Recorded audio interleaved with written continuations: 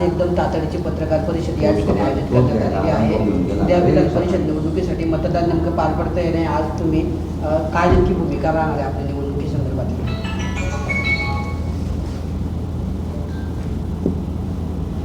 आणि लोक काय सांगा आज अचानक पत्रकार परिषद याच्यासाठी घेतली की काल मला आदरणीय बच्चू कडू साहेबांचा फोन आला होता आणि आदरणीय आमचे नेते शिंदे साहेबांचाही फोन आला होता आणि आप्पासाहेब तर माझे जुने मित्रच आहे। आप्पासाहेब, चंद्रकांत पाटील, आमदार साहेब सर्व मित्र आहेत, यांचेसुद्धा फोन झाले आणि यांनी सांगितलं की बा तुम्ही पाठिंबा द्या, म्हणजे कसं होईल की एक मैत्रीचं नातं जपलं जाईल। कारण नंदू भाऊ आमच्या सर्वांचे कॉमन मित्र आहेत, तेही आमचे मित्र आहेत। तर असं ठरलं की यांनी सांगितलं की बा तुम्ही पाठिंबा द्या, पण मी आप्पासाहेबांना शब्द दिला की मी पाठिंबा तर नाही देत, कारण पण मी थांबून जातो। कारण तुम्हाला सर्वांना माहीत असेल की आजची रात्र किती महत्त्वाची असेल या इलेक्शनसाठी, आणि आज रात्री जरी मी थांबलो तरी उद्या नंदू महाजन यांचा मार्ग पूर्ण मोकळा होतो। तर आप्पांच्या म्हणण्यावरती बच्चू भाऊ असतील, ते आमचे नेते आहेत, आदरणीय शिंदे साहेबांचाही फोन आला, यांचा सर्वांचा एक मैत्रीचं नातं माझ्यासोबत जुडलेलं आहे। मी यांच्याशी अशी जिद नाही करू शकत की नाही असं तसं, पण माझी मेहनतही खूप होती, मी खूप राबलोही, कामही केलं आणि मला विश्वासही होता, पण एक कुठंतरी मित्रांच्या शब्दाच्या बाहेरही जाता येत नाही। आणि नंदू भाऊंच्या माझ्या जवळपास सर्व कॉमन मित्रच आहेत, म्हणजे सोबतचे मित्र आहेत आम्ही।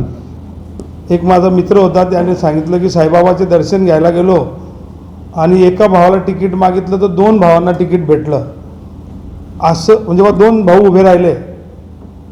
पण सर्वांची भावना बघून आणि आदरणीय आप्पासाहेब असतील, आदरणीय शिंदेसाहेब असतील, आदरणीय बच्चू भाऊ असतील, यांचा सर्वांचा मान ठेवून मी थांबतो इथंच। माझी ॲक्टिव्हिटीज इथून बंद होऊन जाईल, कारण आज रात्रीचं जो प्लॅनिंग वगैरे ठरलेलं होतं ते सर्व रद्द करून मी थांबणार आहे आणि आता स्टॉप होईल माझं। पण तुम्ही एकीकडे पाठिंबा का जाहीर करत नाही? मग कारण एकीकडे म्हणतात नंदू मित्र आहेत, त्यांचा मार्ग सुकर होईल, मग थेट पाठिंबा का जाहीर करत नाही त्यांना? आणि पाठिंबा कसं असतं की ज्यांनी माझ्यावरती विश्वास टाकलेला होता, मला तोही विचार करावा लागतो। पाठिंबासारखंच झालं ना, मी थांबलो म्हणजे काय आहे पाठिंबाच, मी थांबलो म्हणजे तोच विषय आला। जाहीर करतात माझी ॲक्टिव्हिटीज जर सुरू झाली रात्रीतून तर त्यांना उद्या अडचण येईल, तर मला ते करायची नाही, मी थांबलो आहे। याबद्दल काही आश्वासन देण्यात आलं का तुम्हाला? काहीच आश्वासन नाही, काहीच विषय नाही आहे। महायुतीकडून. काही परमेश्वराने मला काही कमी ठेवलेली नाही की कोणाच्या आश्वासनावरती मी चर्चा करेल, या कोणतीच कंडिशन ठेवून आम्ही राजकारणात करत नाही। कंडिशन हा आशीर्वाद शिंदेसाहेब जे देतील पुढच्या फ्युचरमध्ये जीवनात, जो त्यांचा आशीर्वाद राहील तेच आमच्यासाठी सगळा विषय राहील। भाऊ, तुम्ही मगाशी पहिल्या पत्रकार परिषदेमध्ये म्हटलं होतं की गिरीश महाजन यांनी मला फोन केला होता माघारीच्या दिवशी आणि तुम्ही माघारी घ्या अशी विनंती केली होती, तुम्ही त्यांच्या शब्दाला मान दिला आणि मात्र एकनाथ शिंदेच्या शब्दाला मान दिला, काय सांगा? नाही, त्यावेळेस असं होतं की त्यांनी माघारीसाठी मला फोनही केला होता। मान गिरीश भाऊंचाही तेवढाच आहे जेवढा साहेबांचा आहे, तो विषय नाही आहे, मैत्री असते। मी अगोदरच बोललो होतो की गिरीश भाऊंशी संबंध तर सर्वांचीच असतात ना। पार्टी जेव्हा आपण आता 30-35 वर्ष झाले आम्ही राजकारणात आहे, तर मैत्रीचे संबंध सर्वांसोबत आहे, गिरीश भाऊंसोबतही आहे। आता शिंदे साहेबांचा आशीर्वादाची मला गरज आहे, कारण मी प्रवेश करणारच होतो। आप्पासाहेबांना माहिती आहे प्रवेश माझा 21 तारखेला होताच।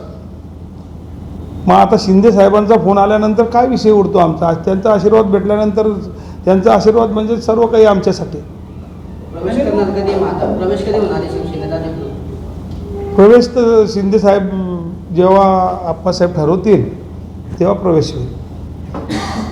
आणि ज्यावेळेस ही निवडणूक जाहीर झाली, ठाकरे गटाकडून शरद तायडेंना उमेदवारी देण्यात आली, तर राजकीय जाणकारांचा असा अंदाज होता की ही लढाई नंदकिशोर महाजन वर्सेस अनिल चौधरी अशीच होईल, कारण ट्विस्ट आलेला होता मोठा। आणि आता ऐन 1 दिवस मतदानाला उरलेला असताना एवढा मोठा जर ट्विस्ट या निवडणुकीमध्ये निर्माण झाला, तर कुठेतरी तुमच्यावर दबाव होता का? नाही, दबावाचं तर आमच्या चॅनलला लाईक करा, सबस्क्राईब करा, बेल आयकॉनवर क्लिक करा आणि हो शेअर करायला विसरू नका.